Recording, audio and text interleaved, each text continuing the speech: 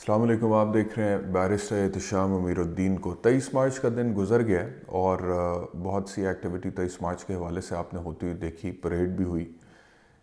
سعودی وزیر دفاع اس میں مہمان خصوصی تھے، وہ بھی آئے. خواجہ آصف کو ان کے ساتھ کھڑے ہوئے بھی دیکھا. صدر مملکت کی سپیچ بھی آپ نے سن ہی لی ہوگی، آصف علی زرداری کی. یہ جو 23 مارچ ہے اور 23 مارچ سے متعلقہ پرائیڈ ہے، یہ تو پوری قوم کا اثاثہ ہے. لیکن پرابلم وہاں پر ہوتا ہے کہ جب جو لوگ حکومت میں ہوتے ہیں اور جو لوگ محکوم ہوتے ہیں، جن کے اوپر حکومت ہو رہی ہوتی ہے، ان میں ایک ڈسکنیکٹ آ جاتا ہے. اس وقت پاکستان کا جو ایک بہت بڑا مسئلہ بنیادی بنا ہوا ہے وہ یہ ہے کہ اس وقت جو عوام ہے وہ خود کو رعایا محسوس کر رہی ہے، کیونکہ عوام کے تو کچھ حقوق ہوتے ہیں آئین کی روح سے، قانون کی روح سے، اور اگر عوام کو وہ حقوق نہ دیے جائیں تو وہ عوام نہیں رہتی، وہ پھر رعایا بن جاتی ہے، جس طرح سے کسی بادشاہت میں ہوتی ہے یا کسی ڈکٹیٹرشپ میں ہوتی ہے. تو عوام کا اس وقت جو سینٹیمنٹ یا ان کی فیلنگ، عوام کی ایک بہت بڑی تعداد کی جو فیلنگ ہے وہ یہ ہے کہ جی ہماری تو خواہش کا احترام نہیں کیا گیا، ہمارے ساتھ تو دھوکہ ہو گیا ہے، مینڈیٹ چوری ہو گیا ہے، اور جن لوگوں کو اوپر مسلط کر دیا گیا یہ تو ہمارے اصل حقیقی نمائندے ہیں نہیں. تو وہ لوگ جب سرٹنلی عوام کو ریپریزنٹ کرتے ہیں ان جگہوں پہ جہاں پہ عوام چاہتی ہیں کہ ان کے عوامی نمائندے ریپریزنٹ کریں، تو پھر ایک ڈسکنیکٹ پیدا ہوتا ہے.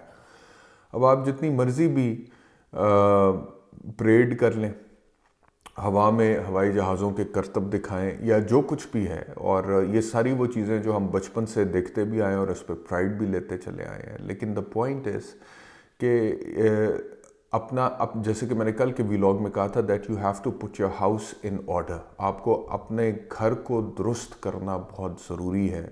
اور گھر میں اگر کوئی شخص کمزور ہوتا ہے یا عمر میں چھوٹا ہوتا ہے تو اس کا یہ مطلب نہیں ہوتا ہے کہ اس کی بات کی کوئی اہمیت نہیں ہے یا اس کو اہمیت نہ دی جائے یا اس کے ساتھ زیادتی بھی اور اس کے بعد اس کو ایڈریس نہ کیا جائے اور اس کو چھوڑ دیا جائے، کیونکہ اسی طرح پھر گھروں میں اختلافات پیدا ہوتے ہیں اور خدا نخواستہ وہ اختلافات شدت اختیار کر جاتے ہیں. تو یہ اسی طرح ایک ملک ہے، وہ ایک گھر ہے، اور اس گھر میں جتنے بھی وہ لوگ ہیں جو سمجھتے ہیں کہ وہ ان ٹرمز آف سٹیٹس اس لیول پہ نہیں ہے، اور وہ اپنے آپ کو سمجھتے ہیں کہ جی ہم نے اپنے جو ہمارے پاس میکسیمم ہتھیار ہے یا ویپن ہے یا ٹول ہے وہ ہمارا ووٹ ہے، اور اس کے استعمال کرنے کے باوجود اگر ہمارے ووٹ کے مطابق نتائج نہیں آئے ہیں تو وہ ڈپرائیوڈ فیل کرتے ہیں. تو یہ جتنی بھی سچویشن تھی اس میں ایک یہ ایلیمنٹ جو ہے وہ نمایاں تھا، جو مجھے دیکھنے میں لگتا ہے کہ لوگ جب دیکھتے ہیں، مثال کے طور پہ میں خواجہ آصف کو دیکھتا ہوں تو خواجہ آصف جس طرح سے اپنی کرسی جیت کر آئے ہیں وہ ساروں کو پتہ ہے. اب وہ جتنا مرضی وزیر کے طور پہ، وفاقی وزیر کے طور پہ سعودی وزیر دفاع کے ساتھ کھڑے ہو جائیں پریڈ کے اندر، لیکن سرٹنلی لوگوں کی وہ فیلنگز نہیں ہوں گی خواجہ آصف کے حوالے سے. اب اسحاق ڈار آپ کے نئے وفاقی وزیر خارجہ ہیں، مطلب کہ پہلے خزانہ کے ساتھ تو جو کچھ اسحاق ڈار نے کرنا تھا وہ پی ڈی ایم 1 کے دور حکومت میں کر دیا. اب پی ڈی ایم 2 کے دور حکومت میں Ishaq Dar is the new foreign minister, and as the foreign minister London میں بیٹھ کے انہوں نے گفتگو کی اور انہوں نے کہا ہے کہ عوام بزنس مینوں کی، تاجر لوگوں کی، بزنس مینوں کی بہت بڑی تعداد یہ چاہتی ہے کہ ہندوستان کے ساتھ تجارت بحال ہو. یہ آپ کا وزیر خزانہ کہہ رہے ہیں. از دیر اے اسٹیٹمنٹ فرام انڈیا؟ کیا انڈیا کی طرف سے یا ہندوستانی وزیر خارجہ کی طرف سے؟ ویسے تو جب وہ ہوا تھا ایونٹ ایک ہندوستان میں جس میں بلاول بھٹو زرداری وزیر خارجہ کے طور پر گئے تھے، اور وہاں پر جس طرح سے کچھ واقعات ہوئے تھے وہ جیسے سامنے آئے تھے وہ بھی بڑے انفارچونیٹ تھے. لیکن اب کیا ہندوستان کی بھی خواہش ہے کہ تجارت بحال ہو؟ ہندوستان بھی یہ خواہش کرتا ہے یا ان کی جو بزنس کمیونٹی ہے اس کی طرف سے بھی اپنی حکومت کو یہ مطالبہ کیا ہے کہ تجارت بحال ہو؟ ہمارے جو وزیر خارجہ ہیں اسحاق ڈار اب یہ خارجہ پہ آ کر براجمان ہو گئے ہیں. پہلے خزانہ ساری زندگی ان کی ملکیت رہا تھا، اب خارجہ ان کی ملکیت بن گیا. تو اب یہ کہہ رہے ہیں کہ جی تجارت بحال ہو. تجارت بحال ہونا از ناٹ این ایشو، وہ تو اچھی بات ہے، تجارت ہونی چاہیے اور اکراس دا بارڈرز ہونی چاہیے. بٹ دا پوائنٹ از کہ پاکستان نے جو ایک موقف اختیار کیا تھا اگست 2019 کے بعد، جب کشمیر کا اسپیشل سٹیٹس آرٹیکل 370 اور 35 ختم کیا تھا ہندوستان میں مودی حکومت نے، تو انہوں نے تجارت بھی منقطع کر دی تھی اور سفارتی تعلقات بھی محدود کر دیے تھے، اور اس کے بعد کہا تھا کہ جی ہم اس کو ریورس کریں گے اور یہ واپس اسی پوزیشن پر آئے گا. سو دا کویشچن از کہ کیا وزیر خارجہ نے اس پوزیشن سے گیو اپ کر دیا ہے؟ کیا وزیر خارجہ وہ جو آرٹیکل 370 ریورس ہوا تھا، کشمیر کا اسپیشل سٹیٹس تھا، اس پوزیشن سے گیو اپ کر چکے؟ کیا اس پوزیشن کو واپس ریٹین کرنے کے لیے پی ڈی ایم کے دور حکومت میں پی ڈی ایم کی حکومت نے کوئی سٹیپس اٹھائے؟ پی ڈی ایم 2 کی حکومت نے کوئی سٹیپس اٹھائے ہیں؟ اگر اٹھائے ہیں تو وہ کیا سٹیپس اٹھائے ہیں؟ وہ عوام کے ساتھ شیئر کریں. بین الاقوامی سطح پر اٹھائے ہیں، اقوام متحدہ کے سامنے اٹھائے ہیں، انٹرنیشنل کورٹ آف جسٹس کے سامنے اٹھائے ہیں، بائی لیٹرلی ہندوستان کے ساتھ اٹھائے ہیں، ریجنلی سارک میں اٹھائے ہیں، یا کسی اور پلیٹ فارم پہ اٹھائے ہیں، تو ہمارے ساتھ شیئر کریں. بات یہ ہے کہ آپ لوگوں نے کیا شیئر کرنا ہے؟ آپ کے پلے کچھ نہیں ہے. آپ نے ان معاملات کے بارے میں سوچنے کا ٹائم تھوڑی آپ کے پاس ہے.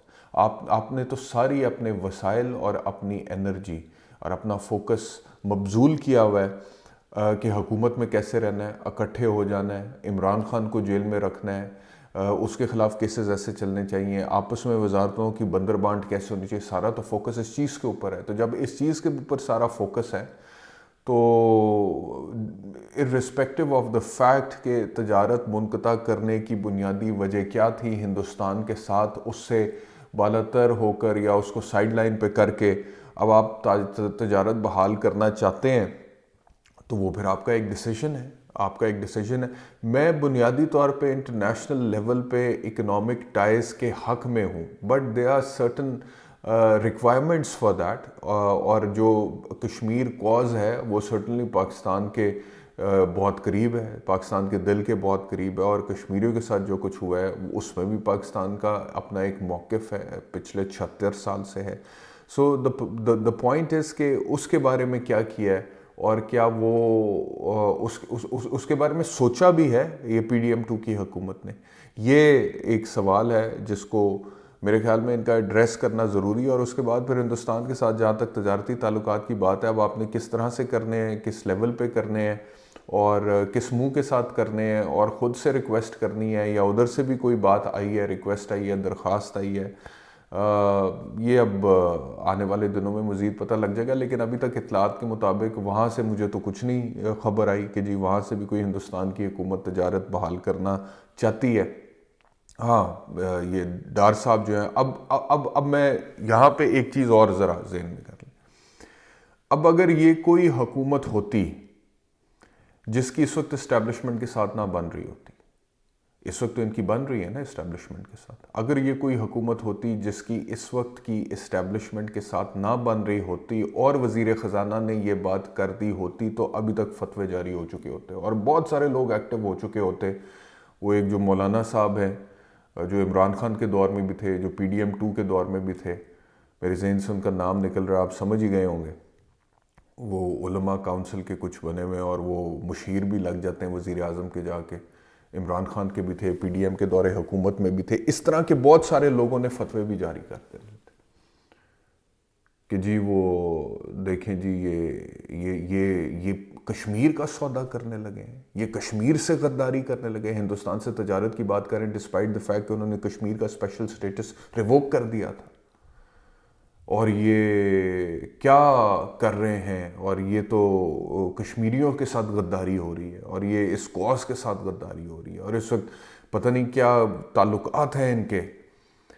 اور ویسے اب آپ یاد کریں جب نواز شریف صاحب کا دور حکومت تھا جس میں اسٹیبلشمنٹ کے ساتھ ان کی نہیں بن رہی تھی، اور مودی کے ساتھ جب ان کے معاملات کچھ قربت کے سامنے آئے تھے، وہ مودی کا شادی اٹینڈ کرنا اور ساڑیوں کا تحفہ اور سب کچھ اور آموں کا تحفہ، تو تب بھی یہ بلاول بھٹو نہیں نعرے لگا دیے تھے مودی کا جو یار ہے غدار ہے غدار ہے. آج نہیں لگائیں گے نعرہ کہ مودی کا جو یار ہے غدار ہے؟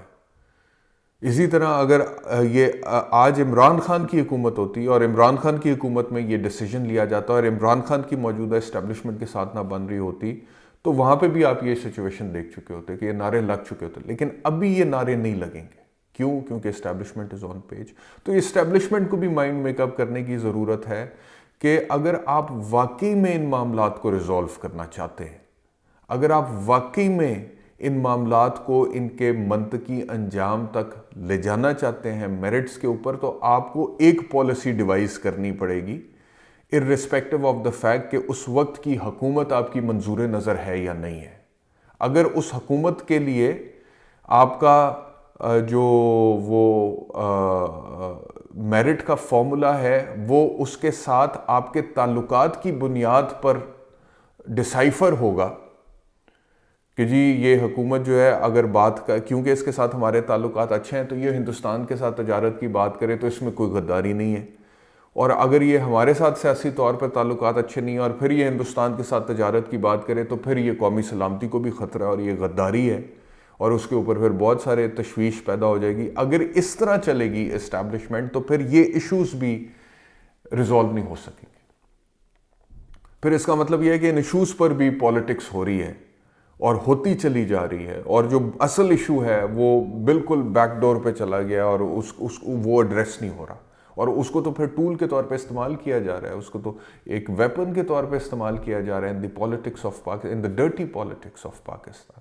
تو یہ اسٹیبلشمنٹ کو بھی سوچنے کی اور اس کے مطابق ذہن بنانے کی ضرورت ہے کہ اسٹیبلشمنٹ چاہتی کیا ہے، اس حوالے سے اصل میں کیا چاہتی ہے۔ یعنی کہ اسحاق ڈار اب جو بات کر رہے ہیں، کیونکہ اس حکومت کی اسٹیبلشمنٹ کے ساتھ ٹھیک ہے لائن سیٹ ہے تو اب اسحاق ڈار کو سب الاؤڈ ہے، لیکن اگر لائن سیٹ نہ ہوتی تو یہی اسحاق ڈار اور نواز شریف ابھی مودی کا یار بن چکے ہوتے۔ تو یہ بھی ایک سوچنے کی بات ہے۔